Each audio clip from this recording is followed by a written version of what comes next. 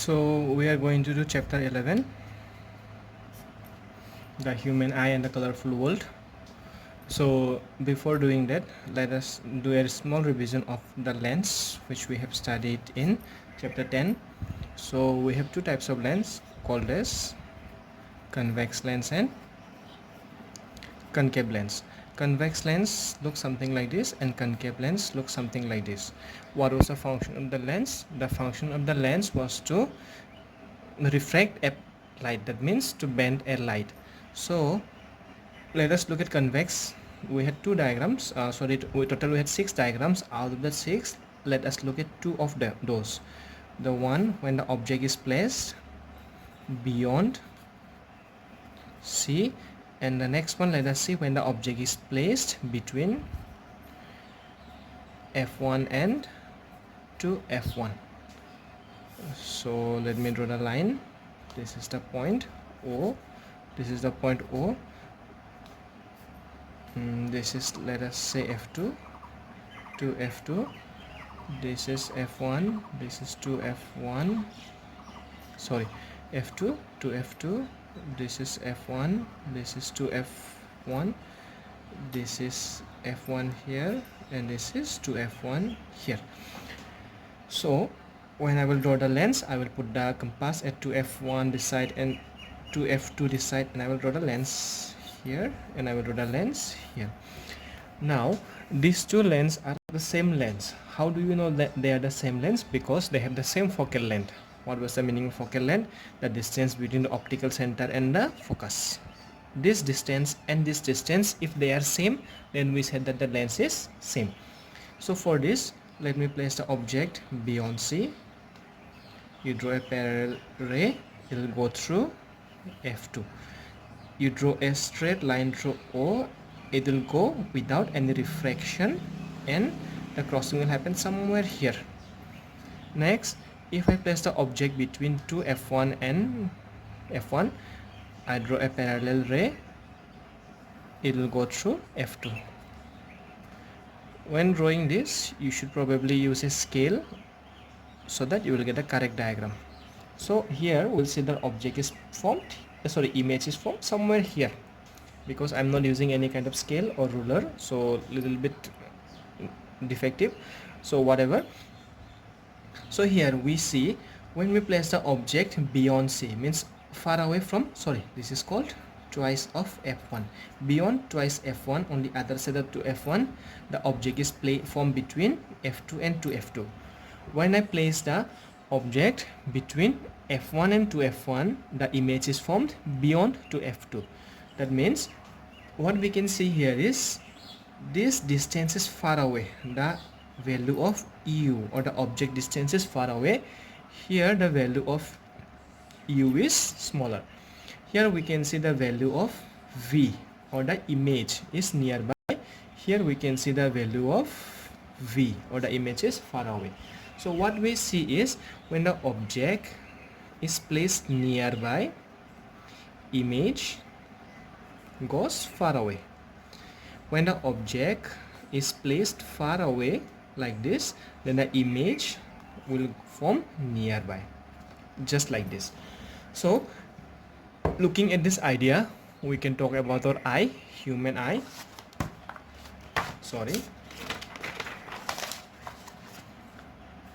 So when we are talking about the human eye, we can see it's a spherical shape with a diameter of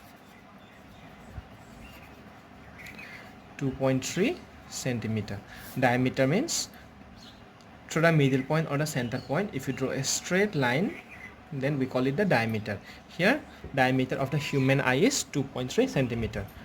So you people, when you draw, obviously you have to give a draw like it's in the book, give it a bulging here like this, but for me I'll draw it like this, okay, and you put the lens here as given in the book. So we see the lens will be somewhere here, and this position on the back side of the eye is called as retina. Retina consists of rod cells and cone cells which will detect the light and color and send the information to the brain and our brain will understand it, and we will be able to see whatever the object is this side. Let us say our object is you standing on the in front of the eye.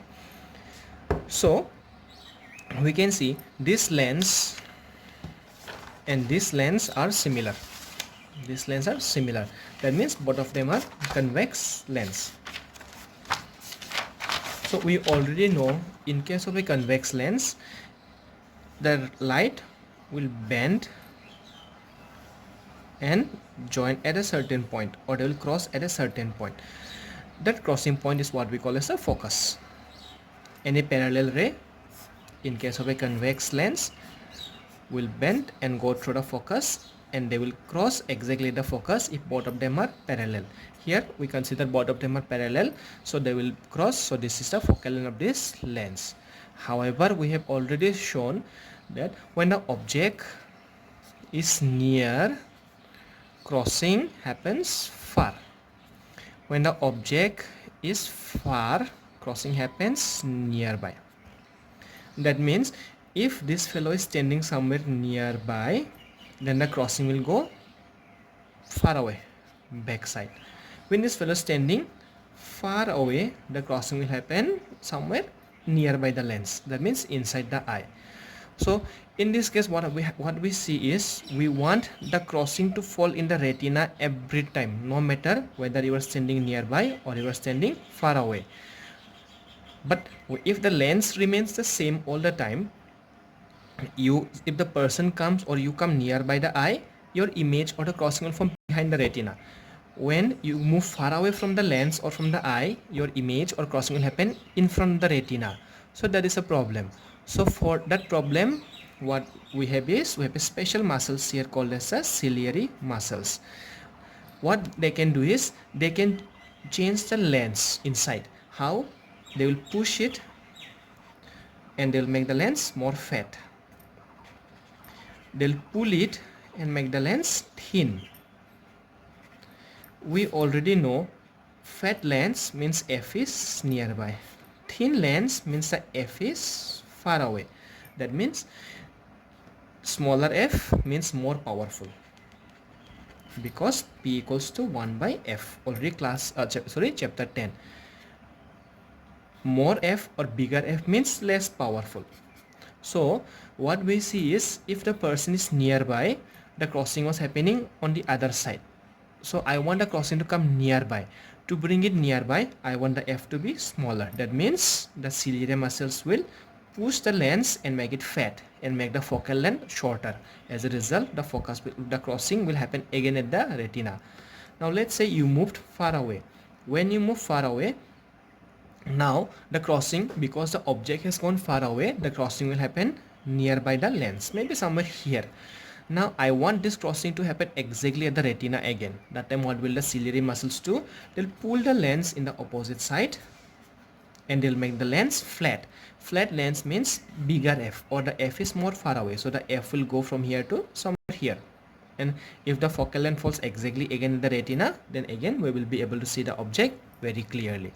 So what we can see is, in order to see the object or focus the object, no matter whether they are nearby or far away, our eye lens can change its shape, or indirectly it can change its focal length, and that property is what we call as power of accommodation.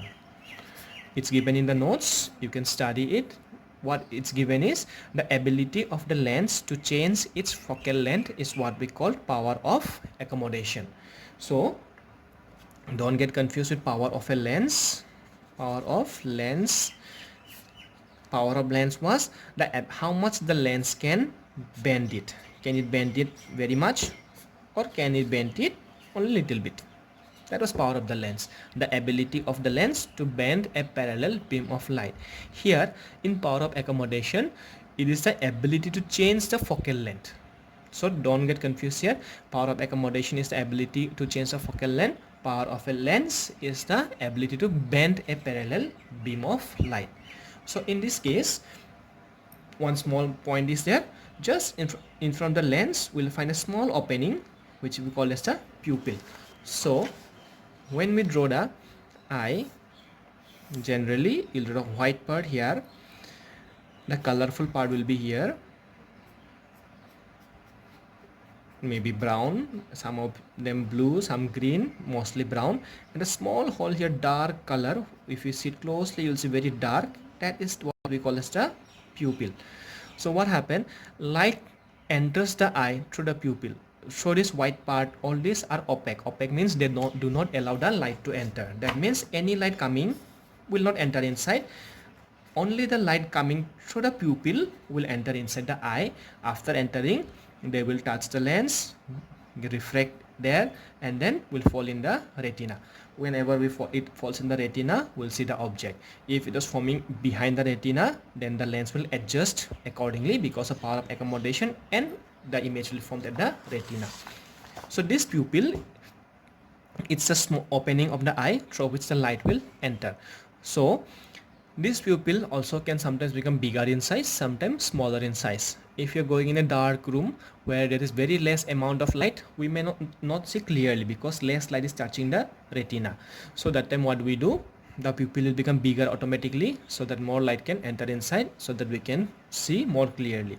When we are outside where it's very bright sunny day, that time too much light is there in the surrounding, so as a result, if too much light enter our eyes, it can damage the retina. So what happens? The pupil will become smaller in size to prevent extra light from entering the eye. So that is how the pupil works. Now our next part will be our something called as near point and far point.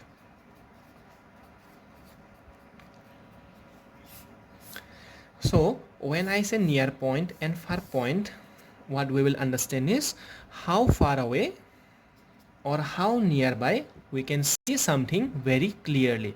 First of all, to see something clearly, light from that object should come, enter our eyes and touch the retina. Not only light, enough light should come so that we can see it clearly. So when we see far point, suppose this is your school building, this is the gate this side, you're standing here. Your friend is standing somewhere in the middle, maybe your teacher's room area or principal office. So the light will touch his face and come and enter your eyes. So when the light enter your eyes, obviously you'll be able to see him. Now because so he's somewhat nearby to you, lots of light is coming from his face, so it will touch your eyes, so you can recognize him very easily. However, if that same person goes very far away, let us say to the opposite end of the school near the toilet, then because he is far away, less light will come from his face. That less light will enter your eyes. So when less light enter, you will not see him clearly. You will seem blurry, or you may not be able to recognize him. So that means if the person goes far away, we are not able to see clearly.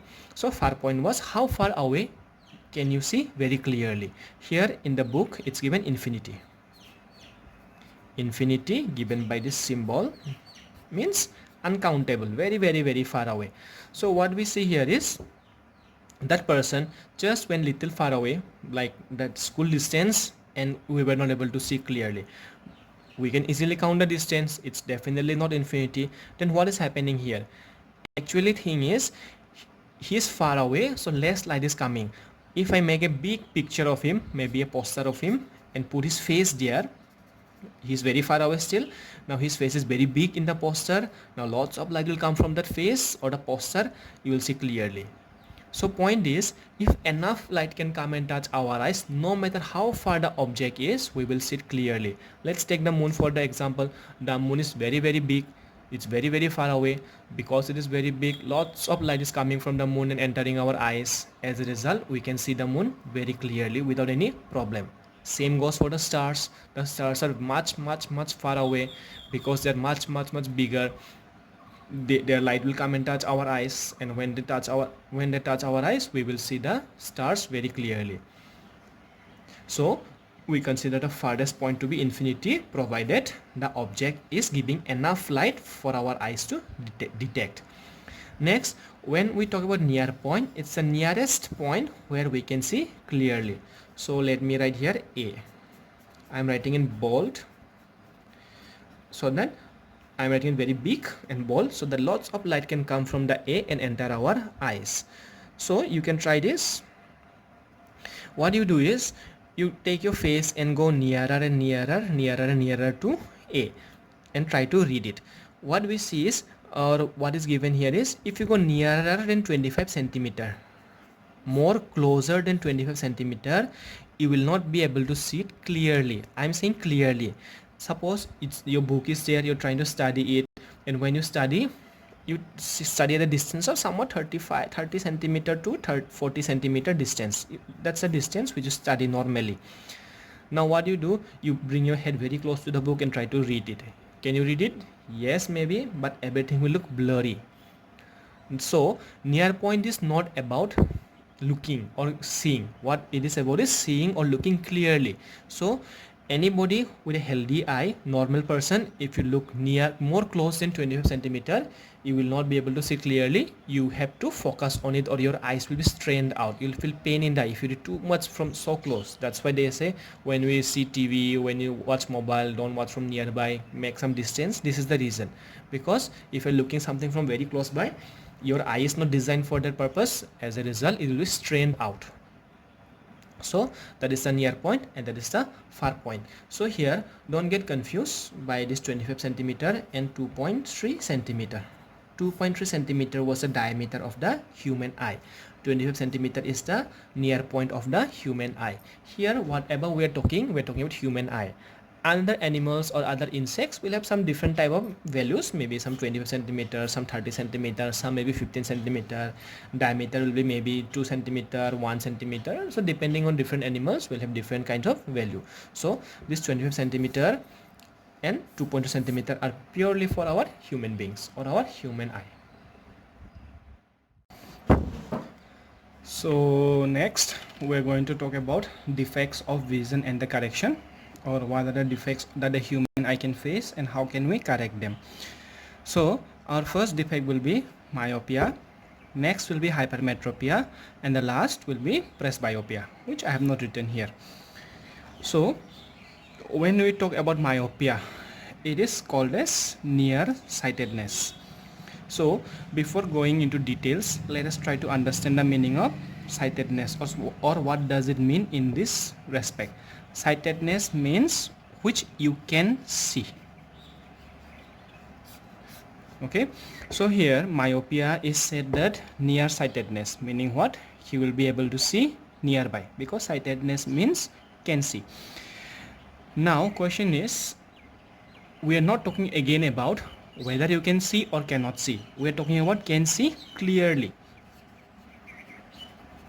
So a person suffering from myopia can see nearby objects very clearly, but far away objects he can see, but he will not see them clearly. So what we say is, myopia is a defect of the eye, where a person suffering from myopia can see nearby objects clearly but cannot see far away objects clearly. So don't forget to use the word clearly. Now, how will you remember myopia with nearsightedness? Just remember this. After M comes N. M stands for myopia, N stands for nearsightedness. You remember it this way, you will not forget it. So myopia means nearsightedness. Now, so we can go to hypermetropia, just the opposite. It is something with or opposite, so it is called as farsightedness, means he will be able to see far away objects very clearly, but he will not be able to see nearby objects very clearly. Now let's go back to myopia. When we are talking about myopia, this generally happens in case of small children, or like not small exactly, children. So you people, most of you or some of you who are wearing spectacles, you have seen when you're sitting in the last bench without the spectacles you cannot see clearly, but if you are sitting in the first bench you can see it very clearly. So this is what we call as myopia, nearsightedness. First bench, sitting nearby, you can see. Last bench, far away, you cannot see clearly. So why does it happen? It can happen because of two reasons, or the main primary reason is, let us see the diagram. So let us say it's a normal eye. When you draw, obviously you will draw it like this. Bulging part should be given in the front side. This part is needed. So for me this would work. So let's say this is a normal eye. An object is somewhere here, let us say.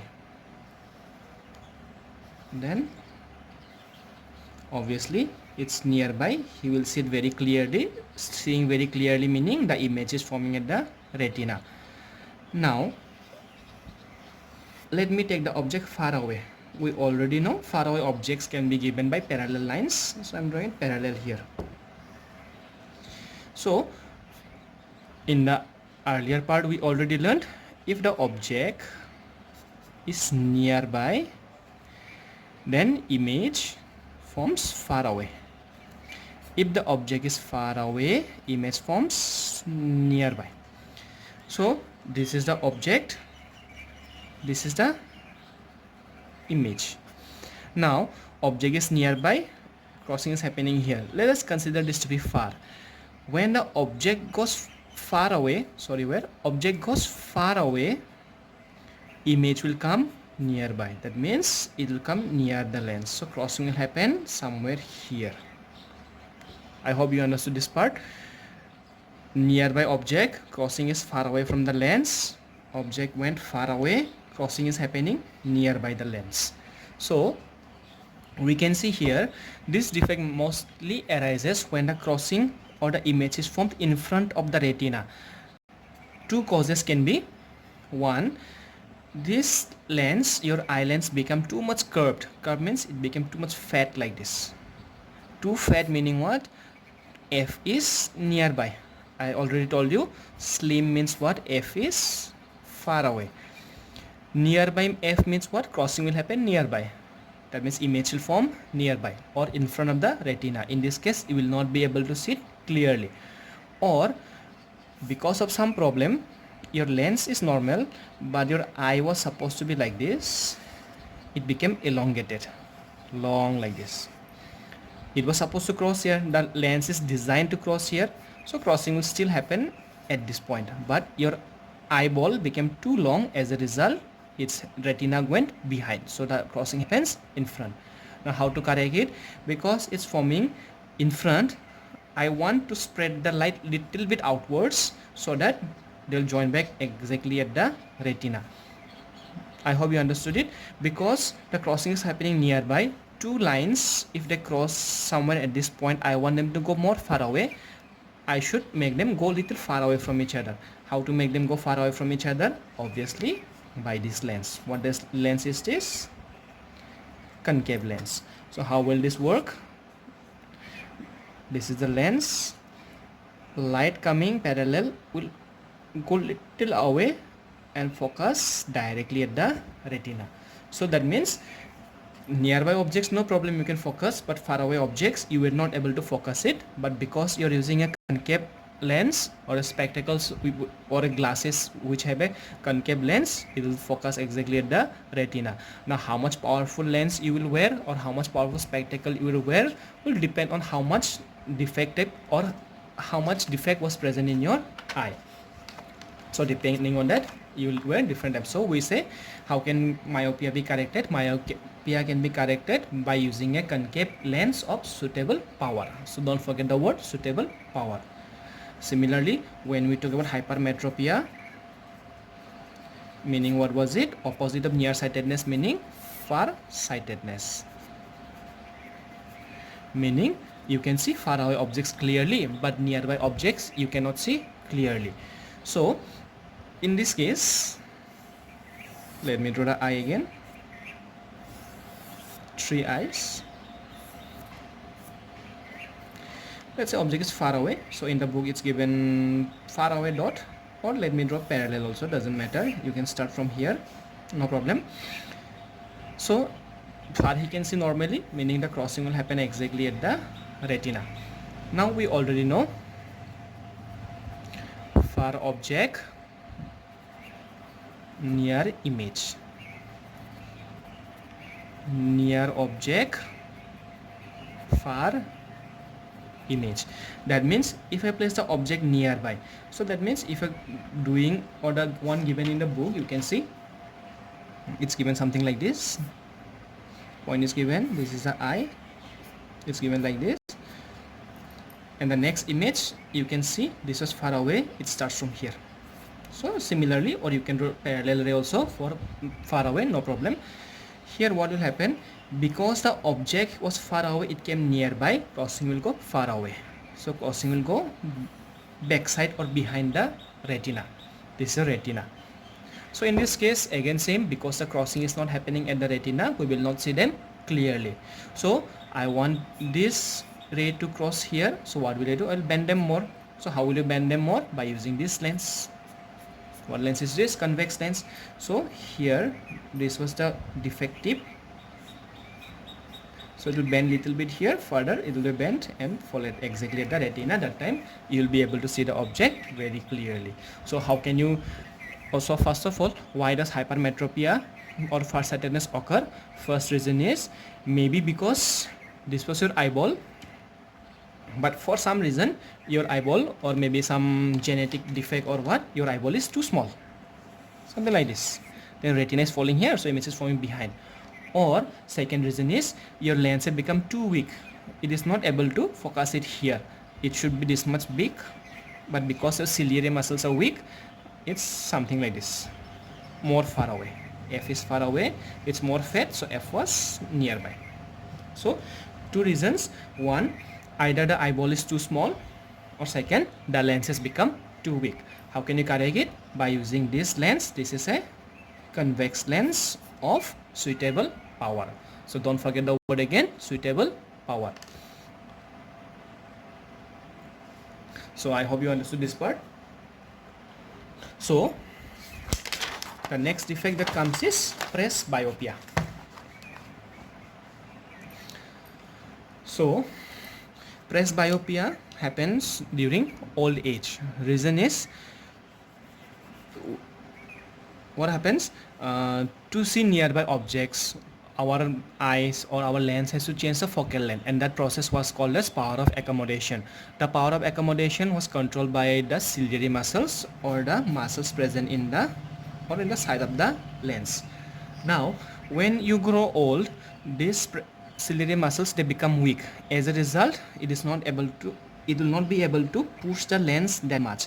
As a result, what happens, when you want to see something nearby, it will not become fat enough, so the crossing will happen behind the retina, or we can see it as farsightedness. So presbyopia is also a kind of farsightedness, where the person can see far away objects clearly, but nearby objects you cannot see clearly.